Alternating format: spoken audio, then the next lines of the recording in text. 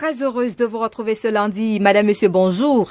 Place à l'actualité du monde tel qu'il se porte et tel qu'il nous porte. On débute en France. Ex-premier ministre depuis vendredi, Édouard Philippe a retrouvé son écharpe tricolore de mai du Havre hier dimanche 5 juillet 2020. Il a été réélu sans surprise lors du conseil municipal après sa large victoire au second tour le 28 juin dernier. Il a obtenu 47 voix contre 12 pour son adversaire, Jean-Paul Lecoq. Après la désignation des adjoints municipaux, Édouard Philippe a commencé son discours en revenant notamment sur la campagne des municipales. Évoquant la forte abstention, il a assuré qu'on ne pouvait s'en satisfaire. On parle souvent des droits des citoyens. Il ne faut pas oublier les devoirs et voter est une forme de devoir civique, a-t-il souligné. Pour l'instant, toujours la tête du Havre, il pourrait néanmoins avoir la mission de coordonner la majorité comme le lui a demandé le président français Emmanuel Macron.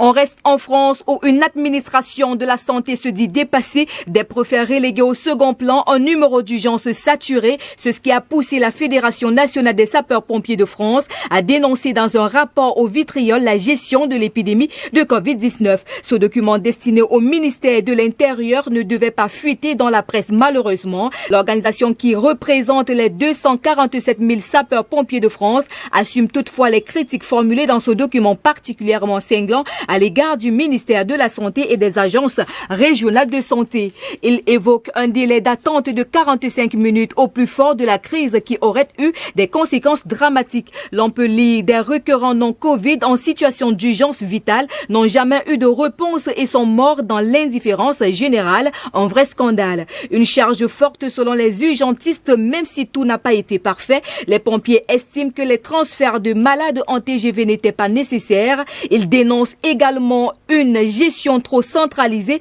les lourdeurs administratives des rivalités entre ministères et une mise à l'écart des préfets qui, selon eux, a aggravé la crise des EHPAD.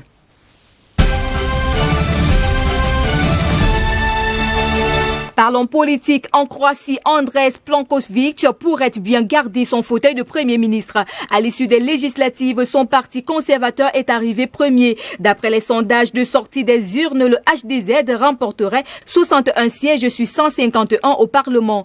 Pas de majorité donc, mais une alliance avec la droite nationaliste se profile. Le chef de l'opposition socialiste-démocrate perd lui son parti.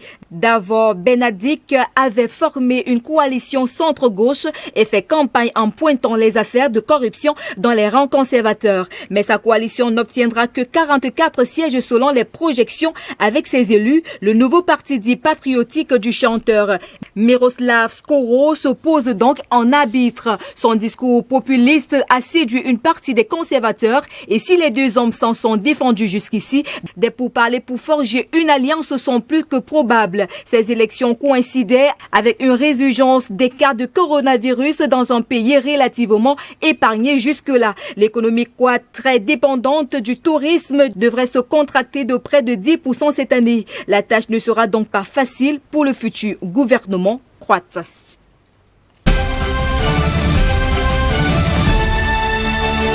Le Mexique, qui est le troisième pays le plus touché du continent américain derrière les États-Unis et le Brésil, avec 30 336 décès comptabilisés par le ministère mexicain de la Santé. Le pays est aussi devenu le 5e pays dans le monde le plus endeuillé par le Covid-19 devant la France. La capitale mexicaine durcit le ton face à ceux qui enfreignent les règles de distanciation sociale. Le nombre de cas d'infection au Covid-19 ne cesse d'augmenter. Les commerces qui ne respectent pas les règles sanitaires sont fermés de force. Les habitants de Mexico sont partagés. Il y a ceux qui veulent appliquer les règles pour ne pas tomber malade. D'autres excédés ne veulent plus entendre parler de ce confinement qui dure et qui leur a coûté très cher.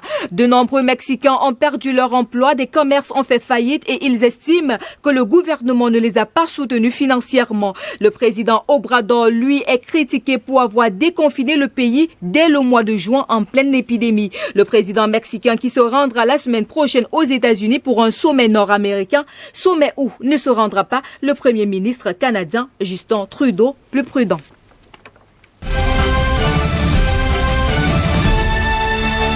Clôturant cette édition au Moyen-Orient, l'Iran a enregistré un nouveau record de décès liés au Covid-19 avec 163 morts, ont annoncé hier dimanche les autorités iraniennes. Il s'agit du deuxième record de morbidité en une semaine alors que l'épidémie de coronavirus continue de gagner du terrain dans le pays. Les nouveaux décès annoncés par la porte-parole du ministère de la Santé portent à 11 571 morts le bilan officiel de la pandémie en Iran. Les autorités ont mis en garde à plusieurs reprises la population contre ce qu'elles considèrent être un laisser-aller quant au respect des procédures sanitaires et des précautions à prendre pour empêcher la propagation du virus. Il est à noter que pour lutter contre la propagation de ce coronavirus, les autorités iraniennes n'ont jamais imposé de confinement de la population, mais ont décrété une série de restrictions. Afin de ne pas aggraver davantage la crise économique résultat de la réimposition des sanctions américaines contre la République islamique en 2018 qu'endure le pays, le gouvernement a levé progressivement ses restrictions à partir d'avril, alors que l'épidémie semblait reculer. Selon Sima Sadat Lari, porte-parole du MinSanté, 9 des 31 provinces du pays restent comme la veille classées en rouge, le plus haut niveau sur l'échelle du risque de propagation du coronavirus. Ainsi va la vie, ainsi va le monde de ce jour. Madame et messieurs, merci de votre aimable attention sur les antennes de DBS Télévision. Nos programmes se poursuivent. On se retrouve demain lorsqu'il sera 15h. Au revoir.